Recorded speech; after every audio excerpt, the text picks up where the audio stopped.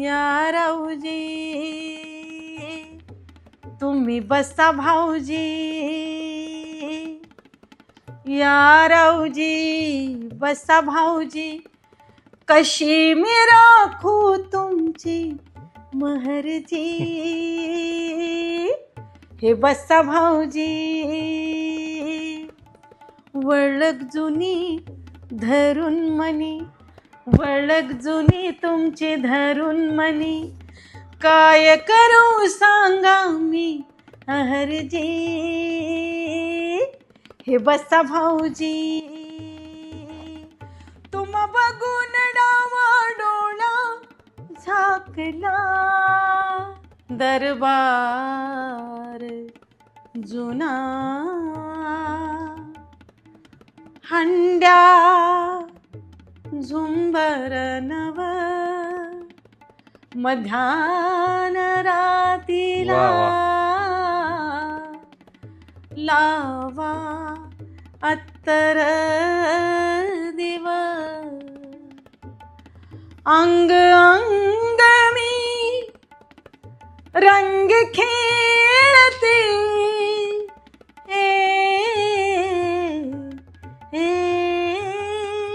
नमस्कार, मी राहुल कुलकर्णी. श्रीमती सुरेखा पुणेकर या आता आपल्यासोबत आहे. तुमचं स्वागत आहे नीटीव्हीमध्ये. नमस्कार.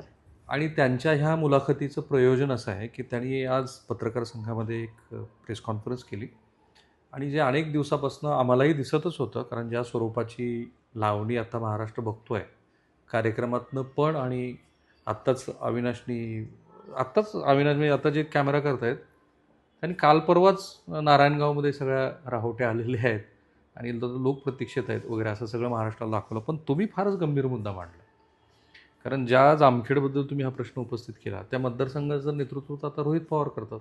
हो. आणि जामखेड हे मी शेजारच्या धाराशिवचं असल्यामुळे मला माहिती आहे की जामखेड हे तमाशा कलाकाराच्या दृष्टीने किती महत्त्वाचं आहे. पण ही अपप्रवृत्ती कधीपासून आली तिथे? काय काय ही बोलले? वाईट प्रवृत्ती कधीपासून तिथे आली? तिथे म्हणजे त्यांनी काय केलेलं आहे, 10 ते 12 थिएटर आहे आणि बीड, जामखेड, बरेचसे म्हणजे 82 थिएटर आहे महाराष्ट्रामध्ये संगीतवारीचे. त्याच्यामध्ये एका थिएटरला कमीत कमी 200 ते 250 लोक असतात. 300 म्हणलं तरी चालेल. मुली किती? एवढ्या मुली जवळ असतात 100-150 मुली असतात आणि वाद्यकार. तर अशा प्रकारे सगळ्या थिएटरवरील लॉकडाऊनमध्ये त्यांनी तो प्रयोग केला डीजेचा, की बाबा लॉकडाऊनमध्ये ते एकमेकाला भेटत नसे काय नसे म्हणून त्यांनी ते डीजे लॉकडाऊनमध्ये त्यांनी चालवलं आणि पुढे पण ते आतापर्यंत चालवायला लागलेत. जवळजवळ महाराष्ट्रातल्या 10,000 कलावंतांना काम नाही ना, काय खाणार ते? बरं, एका कलावंताच्या मागं घरचे 5-6 लोक असणार, ते पण उपाशी. मग कोण शेतात जाते तर कोण कसं जाते तर कोण काय करते. अक्षरशः शेतकरी जसे आत्महत्या करत होते तसे कलावंतावरती वेळ आलेली आत्महत्येची. कारण संगीतबारी या क्षेत्रामध्ये वाद्यकार विषयच नाहीये. टेप लावायचा की पोरी नाचायला सुरुवात करणार आणि मुळात स्टेज पण नाहीये. म्हणजे स्टेज जे असतं ना, पूर्वीच्या काळामध्ये यमुनाबाई वाईकर, रोशन सातारकर यांच्या संगीतबाऱ्या मी लहान असताना बघितलेल्या. त्यांना 1-1 तास असायचा. 8ला जे सुरू व्हायचं ते रात्री 12पर्यंत. ते 1-1 तास ते पण बंद झालं. साडी बंद झाली, सगळं बंदच झाले. म्हणजे आताच्या मुलींना नटायला पाहिजे असा विषयच नाही. फक्त अकलूजचा जो लावणी महोत्सव आहे त्या लावणी महोत्सवाला जे ते तिकीटवर करतात ना अकलूजला बाळदादा, तर तिकीट असल्यामुळं तिथे वाद्यकार असतात, गायिका असती. मग मी काय म्हणते, तुमच्या थिएटरला पण ते ठेवा ना. कलाकारांना का उपाशी मारताय? तुम्हाला लायसन दिलंय ते डीजेचं नाही, लाईव्हचं लायसन दिलेलं. त्या पद्धतीने तुम्ही कलाकारांना सांभाळा. आता इथं बटन दाबलं म्हणजे चालू होतोय डीजे की पुरी नाचायला सुरुवात करताय. त्यांना काय पैसे द्यायला लागत नाही, वाद्यकारांना पैसे द्यायला लागतात. इतकं कसं बारीक बघता तुम्ही आज एवढा मोठा डान्स बारच झालाय. डान्स बारच झालेला आहे. आणि तुम्हाला सांगते, सणसवाडी आणि हे चौफुला इथं नाहीये, तिथं लाईव्ह आहे, म्हणजे वाद्यकार आहेत. आणि म्हणून ती थिएटर आता अशोक जाधव, सुरेखा पवार यांचे थिएटर चांगले चालू आहे, कारण तिथं लाईव्ह आहे आणि भरपूर गर्दी. मी स्वतः जाऊन आले त्या थिएटरमध्ये, मी भेट दिली त्यांना. मग मी काय म्हणते, सगळ्या थिएटरने जर असं ठेवलं तर त्या कलेला पण प्रोत्साहन मिळेल ना. आज उषा चव्हाण, मधु कांबीकर, तुम्हाला सांगते यमुनाबाई वाईकर, ह्या सगळ्या संगीत बारीतनंच आलेल्या आहेत. सुरेखा पुणेकर. हां, सुरेखा पुणेकर म्हणजे तमाशातनं आलेली, तंबूच्या फडातनं. आणि असं करत करत ह्यांनी जर समजा ते वाद्यकार बन झाले तर आताची नवीन पिढी घडत नाहीये ना. पोरं तिकडे वळायला तयार नाही. ढोलकी, पेटी, तबल्याकडं नको म्हणतात, कामच नाहीये. आता तुम्ही जे दिलेले व्हिडिओ ते मी बघितले, ते अत्यंत अश्लील आहेत, है ना. हा, की जे आपण परंपरा म्हणजे सुरेखा पुणेकर नाही, ते कलाकारांची गोळा करते त्यांनी दिले नाहीत. म्हणजे प्रेस कॉन्फरन्स मध्ये जे व्हिडिओ महाराष्ट्रासमोर आणले त्याच्यावरती आता सुप्रिया सुळे पण बोलल्या की ही काही महाराष्ट्राची परंपरा नाहीये. संगीत बारी असेल, कधी बोलले? आता बोलले ना प्रेस. विधिमंडळामध्ये पण अनेक लोक बोलले त्या विषयी. हो, कारण तो विषय गंभीर आहे. आता आपण बालगंधर्व मध्ये आहोत, बरोबर. आता ह्या बालगंधर्व मध्ये तुम्ही पण प्रयोग केले असतील. ते प्रयोग तुम्ही जेव्हा करत होता तेव्हा त्याची तयारी काय असायची? तयारी भरपूर असायची. अजून सुद्धा ह्या बालगंधर्वमध्ये कार्यक्रम करायचं म्हटलं तर 6 दिवस अगोदर प्रॅक्टिस करावी लागते. कारण पांढर पेशा वर्ग, लेडीज प्रेक्षक येणार, बीट ना बीट व्यवस्थित आले पाहिजे. आणि आतापर्यंत ज्या लावणी सम्राज्ञी, गायिका, जे कलाकार, ह्यांना रियाज असतो. सकाळी त्यांचे 2-2 तास रियाज असतात. डान्सर लोकांचे, कथ्थकवालीचे, भरतनाट्यमवालीचे, लावणीवालीचे. आणि ह्या आत्ताच्या पोरी काय, अहो ह्या रियाज करतच नाहीये. आणि आताच्या पिढीला कला काय आहे ते कळतच नाहीये.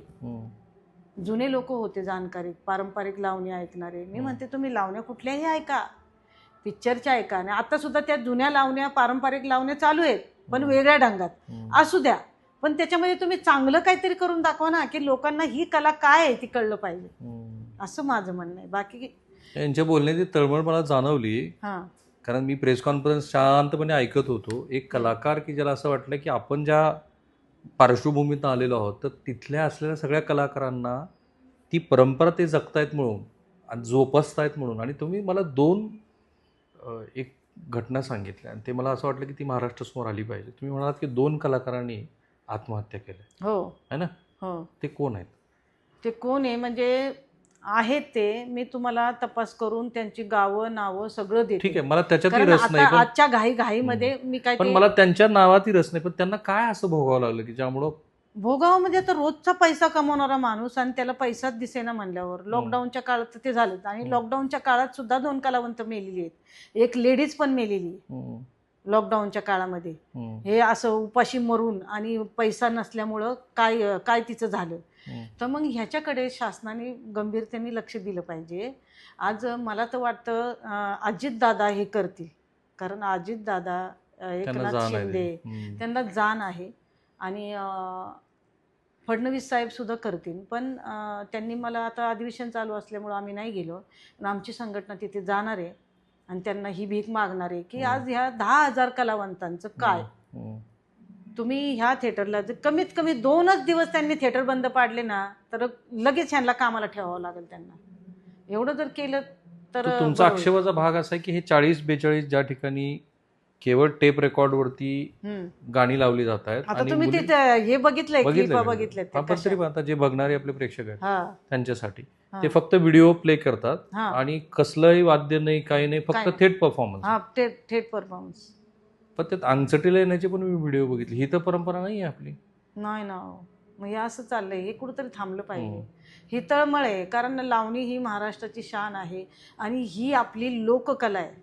ह्या लोककलेसाठी सगळ्यांनी व्यवस्थित सादरीकरण केलं पाहिजे, व्यवस्थित वागलं पाहिजे. कारण परदेशाने जर शो कुठला मागितला तर एक तर नाटक किंवा लावणी किंवा लोककला हे परदेशात पण जाते. मग आपल्या महाराष्ट्राची शान आहे ही जपून आपणच ठेवली पाहिजे ना, बरोबर आहे का नाही.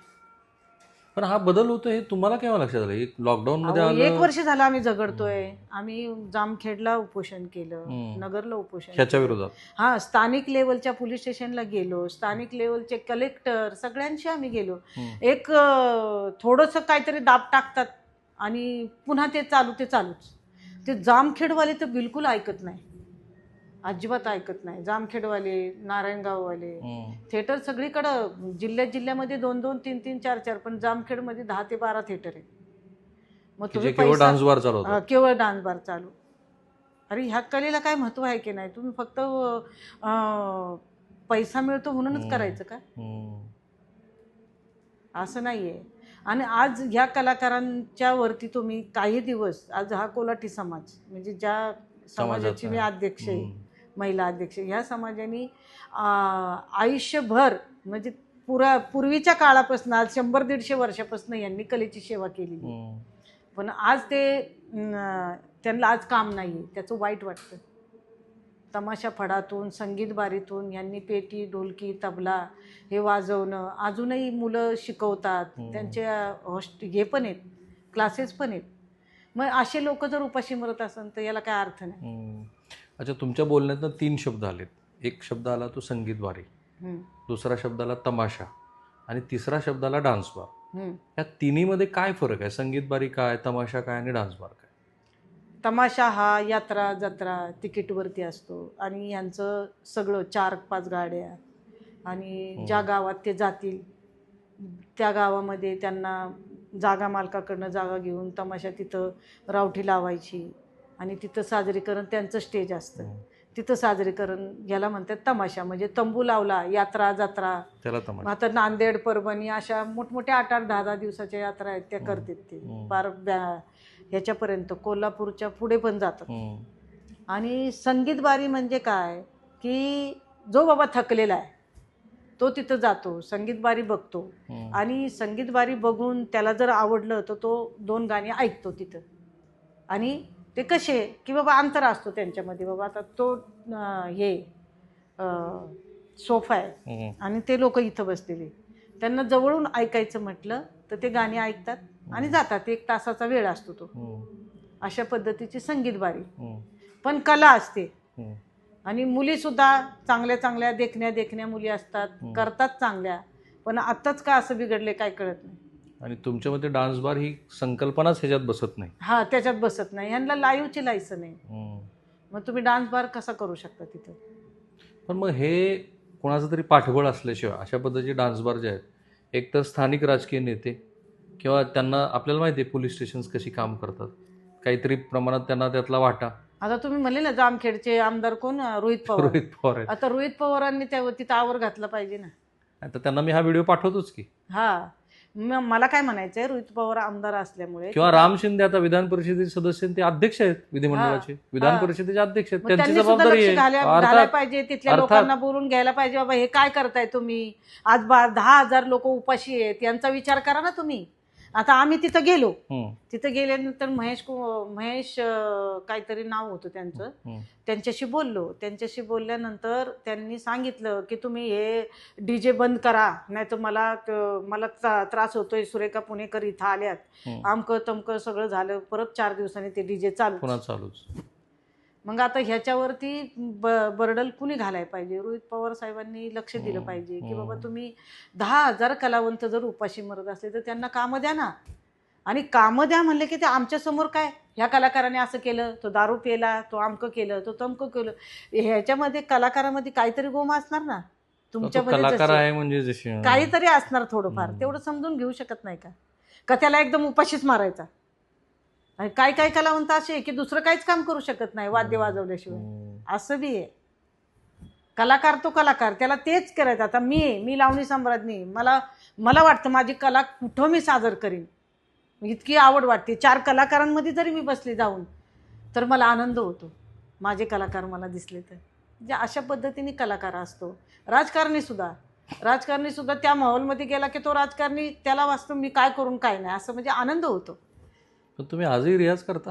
मग मी करते बाबा रियाज. माझं आता अकॅडमीचं सुरू होतंय, हॉलचं काम चालू आहे. आता कॉर्पोरेशनकडनं हॉल घेतलाय मी. अरे वा. तुमची जी मी आता मुली घडवणार. प्रसिद्ध पिकल्या पानाचा मी ऐकलेली आहे, ते तुम्ही समोर होतात बसलेलं आहे. आता ह्या पद्धतीने रोहित पवारने, आता तुम्ही काय म्हणले ते अध्यक्ष आहे, त्यांनी सुद्धा लक्ष घालायला पाहिजे. तिथल्या लोकांना बोलून घेतलं पाहिजे, थिएटरवाल्यांना, की तुम्ही हे काय करता इथं. तुम्ही त्या लोकांना कामाला घ्या. आज 10,000 लोक आहेत म्हणल्यानंतर रोहित पवारांचं काम आहे ना. पण काय सर्वसाधारण बघा, पांढरपेशी वर्गामध्ये ना एक साधारण धारणा अशी असते की कोलाटी समाजातल्या ज्या कलाकार आहेत त्या काही कोणाला तरी लुबाडतात, आर्थिकदृष्ट्या त्या खूप सक्षम झालेल्या असतात. मला वस्तुस्थिती माहिती आहे, कारण करमाळा आणि त्या भागातल्या अनेक आणि त्या समाजातले काही माझे मित्र पण आहेत. खास करून परंडा भूम ह्या भागामध्ये जी कोलाटे समाजाचा वर्ग राहतो तिथली परिस्थिती मला माहिती आहे. अर्थात काही प्रमाणामध्ये शैक्षणिक बदल निश्चित झालेले आहेत, काही शासकीय सेवेमध्ये पण आलेले आहेत, बरोबर. तर तो समज बरोबर आहे का? हे बघा, आपला त्यांचा समज त्यांचं त्यांच्याबरोबर, माझी कला माझ्याबरोबर. पण आता हे काय करतात ते मी सांगू शकत नाही. माझा लढा फक्त आहे 10,000 लोकांना काम द्या. ते मला कळला मुद्दा महत्वाचा आहे. हा 10,000 लोकांना काम दिलं तर ते बिचारे आनंदित होतील. आज एवढे वर्ष तुमच्या संग त्यांनी काम केले, मग आता तुम्ही त्यांना टाकून कसं आहे? ढोलकी तबल्याविषयी लावणी होऊच शकत नाही. रेकॉर्ड कलाकाराचं जे मंडळ आहे त्याचा काही उपयोग नाही. कलाकारांचं मंडळ कोणतं? काय स्थानिक पातळीवरती मदत, राज्य पातळीवरती मदत, सरकार जे म्हणतं की कलाकारासाठीच एक मंडळ आहे, त्यातनं काही तुटपुंज स्वरूपातलं मानधन दिलं जातं. काय मानधन? 5,000 रुपये मानधन. आणि ते 5,000 रुपये मानधन कोणाला आहे? 60 वर्षाच्या माणसाला आहे किंवा 60 वर्षाच्या बाईला आहे. तरुण पिढीला त्याचा काय उपयोग आहे का? खरं.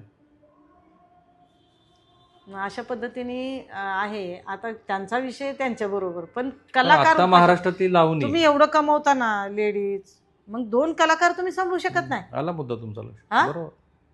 3 कलाकार तुम्ही समजू शकत नाही. एक ढोलकीवाला, पेटीवाला, तबलेवाला आणि एक गायिका. मग तुम्ही त्यांचे पैसे वाचवण्यासाठी तुम्ही टेप लावून डीजे चालू करता का? हे चुकीचं आहे. की जी कलाच नाहीये, ती कलाच नाहीये. हा, आज बघा ना, तुम्ही लाईव्ह गाणं ऐका आणि याचं ऐका, तर खरं म्हणलं तर ही कला, संगीत बारीची कला ही पारंपरिक आहे. यमुनाबाई वाईकर कशातनं आल्या? रोशन सातारकर कशातनं आल्या? आज ढोलकीवाला, तबलेवाला, पेटीवाला, घोटकर अख्खं खानदान चित्रपटामध्ये लता मंगेशकर बरोबर वाजवलेले त्यांनी. त्यांचं आयुष्य संगीत बारीमध्ये गेलं. घोटकर, कृष्णा घोटकर, दत्ता घोटकर, हे घोटकर फॅमिली सगळी संगीत बारीतनं ते चित्रपट लाईनला गेले. आशा भोसले, मोहम्मद रफींची गाणी त्यांनी वाजवली. म्हणजे असे कलाकार घडतात ना. एका कलाकारानं दुसऱ्या कलाकाराला सोडून दिल्यासारखं झालं. मग हो, माझं ताट भरलं, मी आता सोडून देतो. हा, मी असाच विषय चालू आहे. असं करू नका. त्यांचे हाय घेऊन काय उपयोग? त्यांना काम द्या ना. पण आता मला सांगा, आता महाराष्ट्रातली लावणी आणि तमाशा सध्या काय स्थितीत आहे? लावणी आणि तमाशा कसं झालं माहिती का? लॉकडाऊन पासून खूपच फरक पडला. तिकीट शोला पण फरक पडला, तमाशांना सुद्धा तिकीट शोला फरक पडलेला आहे. आणि ह्याला सुद्धा फरक पडलेला आहे, लावणीला सुद्धा. संगीत बारीचा विषय वेगळा आहे. आता लावणी आणि संगीत बारी, सभागृहातल्या लावणीचं बोलते मी. तर तिकीट शोला फरक पडलेला आहे. आणि याच्यामध्ये तमाशा महोत्सव, लावणी महोत्सव म्हणा, लोककला महोत्सव, हे असे शासनाने भरवले पाहिजे.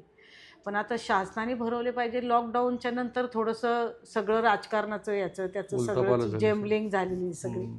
पण आता इथून पुढं जे सांस्कृतिक मंत्री होते, प्रमोदजी नवलकर, अनिल देशमुख, हे संगीत बारीच्या सुद्धा थिएटरमध्ये जाऊन बघायचे लेडीजची कशी व्यवस्था आहे, बाथरूम कशी आहे.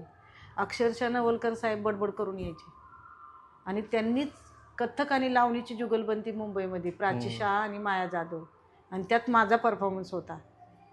आणि संगीत बाऱ्या 10 ते 15 पार्ट्या अशा, नऊवारी साड्या, अशा आंबाड्या, असे दिसायला. मी म्हणते ना, लावणी ही अप्सरा आहे, पण आता शरपुनाका झाली. याला कारण वेगवेगळी कारणं आहे, पण सगळ्यांनी लक्ष देऊन ते व्यवस्थित केलं पाहिजे. मी जुन्या कलाकारांनी म्हणा, नवीन पिढीने म्हणा, शिकलं पाहिजे. आणि शासनाने सुद्धा त्याला, आता आमच्या वेळेला 1998चा जेव्हा लावणी महोत्सव झाला, त्याच्यामध्ये आम्हाला सांगितलं होतं की होनाजी बाळा, पठ्ठे बापूराव, भाऊ फक्कड आणि दुसरे ते बघा नाटककार काय, त्यांनी लिहिलेलीच गाणी पाहिजे. गवळण आली तरी पठ्ठे बापूरावचीच. तुम्हाला सांगते, लावणी आली तरी पठ्ठे बापूरावचीच. पारंपरिक शिवाय काहीच सादर करायचं नाही. मग बोला. आणि आता ते पठ्ठेबापराव कुठे काय माहीतच नाही. पठ्ठेबापरावचं एकही कुठल्याच कार्यक्रमात तुम्हाला एकही गाणं किंवा गणसुद्धा ऐकायला मिळणार नाही. सगळं रेकॉर्ड चालतं. म्हणजे ह्या लोकांनी कितीतरी कष्ट केले. आता पवळाबाई म्हणा, पठ्ठेबापराव म्हणा, यांनी कष्ट केले, यांनी उभं केलं. यांच्यामुळं तर कला पुढे आली. पहिली पुरुष नाचत होते, पहिली बाई पवळाबाई नाचायला. आणि आता त्यांचं नामोनिशाण मिटलं. मी म्हणते अख्ख्या कार्यक्रमामध्ये त्यांचं एक तरी गाणं व्हायला पाहिजे त्यांच्या नावाचं. तुम्ही वयाच्या कुठल्या टप्प्याला सुरुवात केली होती? तुम्ही वयाच्या कुठल्या टप्प्याला सुरुवात केली? मी बघा ना, मी दत्तोबा तांबेमध्ये 1 वर्ष होते आणि साहेबराव नांदोळकरमध्ये 1 वर्ष होते आणि मग स्वतःचा फळ काढला. म्हणजे 85ला स्वतःचा फळ काढला आणि 1998ला तर माझा पहिला नंबर आला. तिथून पुढं लावणी. तुम्ही फार मोठा काळ गाजवला. सुरेखा पुणेकर म्हटलं की ते वाटतं सगळीकडे तुम्ही कार्यक्रम सादर केले ना महाराष्ट्रात. हो, सगळीकडे. आता सुद्धा चालू आहे. अजूनही तुम्ही म्हणता? हा, गाणी गाते, नाचते, सगळं कार्यक्रम. अजूनही माझे बुक झालेत कार्यक्रम आता. काय सांगता? हा, आता चालू आहे माझा कार्यक्रम. पण प्रत्येक कार्यक्रमात तेच वंशमोर असतं का? पिकल्या पानाचं नाही, पिकल्या पानाचं कसं आहे, जुनी लोक असतात ना, ती सांगतात, मगच सादरीकरण करतात. आता काय सादरीकरण? आता सादरीकरण नवीन जे पाहिजे ते म्हणजे कुठल्या पिक्चर, हिऱ्याची अंगठी म्हणा, किंवा लोक काय करतात, जुने गाणे सांगतात, मग ते मला सादरीकरण करावं लागतं. पण तुम्हाला मनापासून कुठलं सादर करायला आवडतं? मनापासून आता हा प्रेक्षक महाराष्ट्र खूप बघणार आहे. कुठलं तुम्ही जास्त आवडीनं कुठलं आहे? जास्त आवडीची तर त्या गाण्यांनी मला माझा इतिहास घडवला, माझ्या कुटुंबाचा. जे मला माहिती असलं तेच आहे. पिकल्या पानाचा, यारावजी आणि तुम्हावर केली, बरीचशी गाणी मी गायलेली. पण मग तुम्हाला काय कोणतं आवडतं? मला हे 2 तुमची सुरुवातीची, तशी 3. आणि मी अनेक वेळेला तुमच्या लावणी ऐकलेली आहे. ज्या वेळेला मला असं मी गावात जातो आणि बसतो, पण तुम्हाला मी लाईव्ह परफॉर्मन्स करताना हे 2 बघितले. लहान होतो मी त्यावेळेला आणि मी ग्रामीण भागात असल्यामुळे ह्या सगळ्या गोष्टीचं अंगवळणी पडली. परदेशात कधी जायचंय तुम्हाला? आज गेलो मध्ये खूप वेळेला, पण मला ही 2 गाणी तुम्ही 4 ओळी तरी म्हणून दाखवा. म्हणते.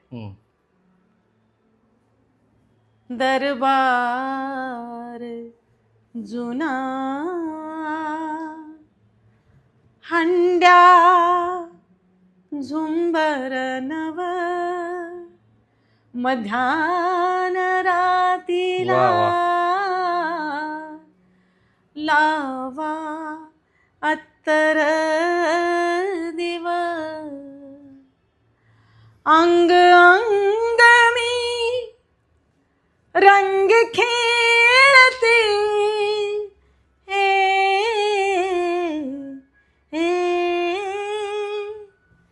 केसामध्ये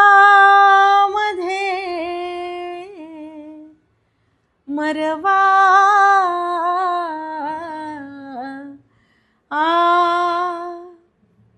पिकल्या पानाचा, आहो पिकल्या पानाचा देठकी वो हिरवा, पिकल्या पानाचा देठकी वो हिरवा. काय तन्मयता आहे तुमच्या चेहऱ्यावरती. एक जेन्युइन कलाकार जेव्हा त्याला अशी संधी मिळते, किती क्षणाचा आहे ना हे सगळं, पण त्यांनी काय तन्मयतेनं. आणि असंच असतं कलावंताचं. आणि पुन्हा यारावजी, आता यारावजी मगाशी केलंय ना? नाही.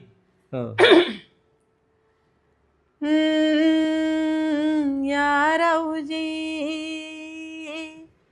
तुम्ही बसा भाऊजी, यारावजी बसा भाऊजी, कशी मी राखू तुमची महरजी, हे बसा भाऊजी. वळख जुनी धरून मनी, वळख जुनी तुमची धरून मनी, काय करू सांगा मी हरजी, हे बसा भाऊजी. तुम बघून डावा डोळा झाकला,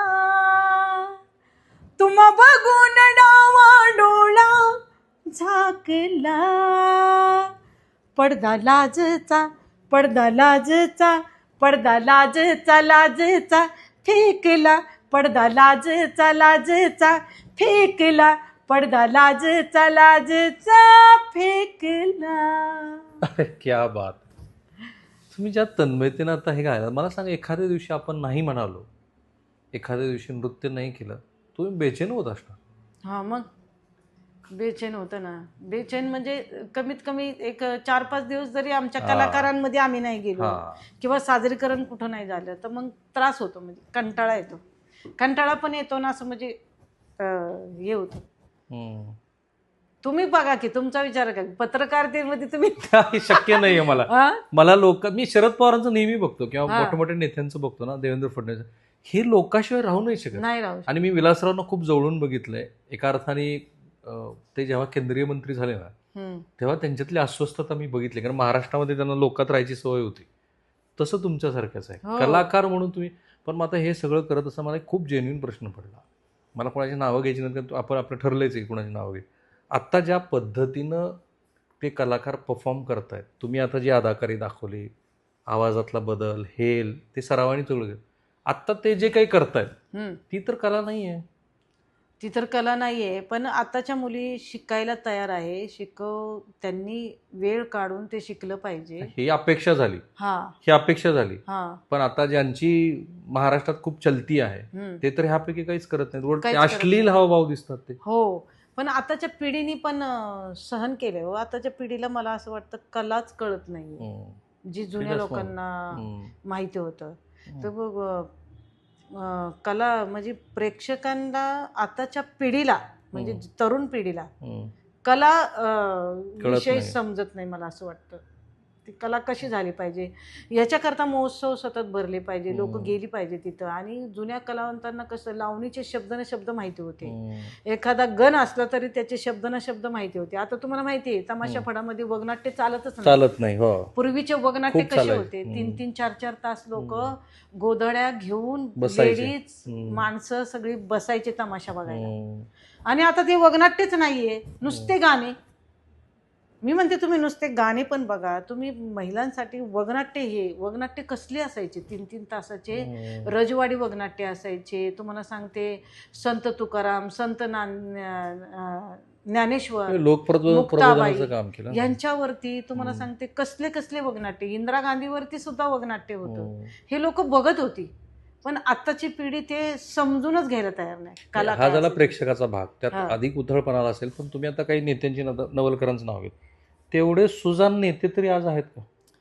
सुजाण नेते व्हायला पाहिजे. नाही, ती अपेक्षा झाली. पुन्हा ती अपेक्षा झाली. अपेक्षा झाली.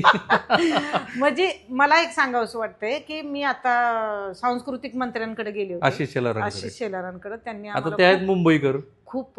त्यांनी खूप रिस्पॉन्स दिला. म्हणजे आमची संघटना जी आहे ना, ही कोलाटी समाज आहे सगळा.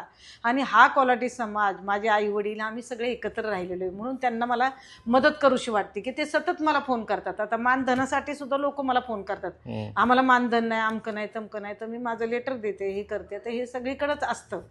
पण ह्या समाजाचा काय, ह्यांनी खूप कष्ट केलेले आहे ना, अजून बी ते दारिद्र्य रेषेखाली ना. आता तर फार त्यांची संगीतबारी पण बंद पडायला लागली, त्यामुळे कुठंतरी वाईट वाटतं. तर आता शेलाराकडे गेलात? मग शेलार साहेबांनी ना बरंचसं म्हणजे काय काय, आता आपण त्यांनी जे समस्या घेतल्या ना, पण विषय काय झाला माहितीये, संगीतवारी विषयच कळायला तयार नाही कुणाला.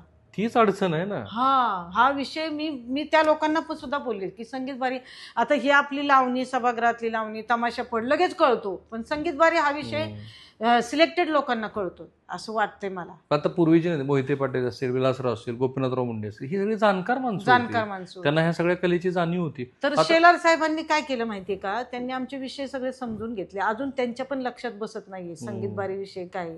आणि ती जेव्हा आता तुम्ही जेवढे क्लिपा तुम्हाला दिल्या तेवढे तुम्ही दाखवली ना, तर मग त्यांच्याही मंत्रिमंडळाच्या बी लक्षात बसेल की हे काय. म्हणजे अशा पद्धतीने आपण हे लोक, फक्त माझा एकच उद्देश आहे की बाबा तुम्ही कमवताय, कमवा, माझं काही विषय नाही. तुमचं थिएटर चालवा, चांगले माणसांना पोट भरू द्या. पोटाची खळगी भरण्यासाठीच माणूस गावगाव फिरतो. आता तुम्ही कुठपर्यंत परदेशापर्यंत मी जाता. हा? कसली तुलना आहे मग बरं. तसे हे कलाकार कुठंतरी बाबा थिएटरमध्ये त्यांचं राहणं असतं. मग त्या लोकांना तुम्ही तोडू नका ना. पार्टीच्या मालकिनींना ते सांगते, किती थिएटर पोटतिडकीने बोलतायत आणि हा.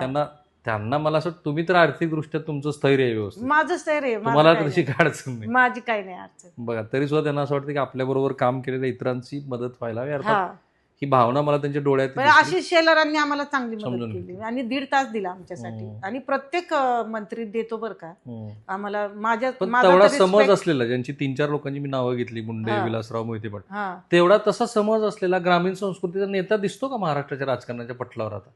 अजित पवारांचा एक गोष्ट अजून फार वेगळी आहे. मला नाही वाटत ते कधी तमाशा वगैरे ह्या गोष्टी ते नाही. खेळाच्या ह्याच्यात जातील, हा, जातील ते त्या नाही. गोष्टी त्यांचं तिकडं आहेत. नसते काय. पवार पण साहेबांचं माझ्यासारखे कलावंत आता अनेक मोठ्या मोठ्या कलावंत जातात ना, तर त्यांचा खूप रिस्पेक्ट असतो. ती काय आता मला सुद्धा, हं. मी सुद्धा गेले ना दादांकडं, तर पहिलं माझं एक मोठं काम दादांनी केलं.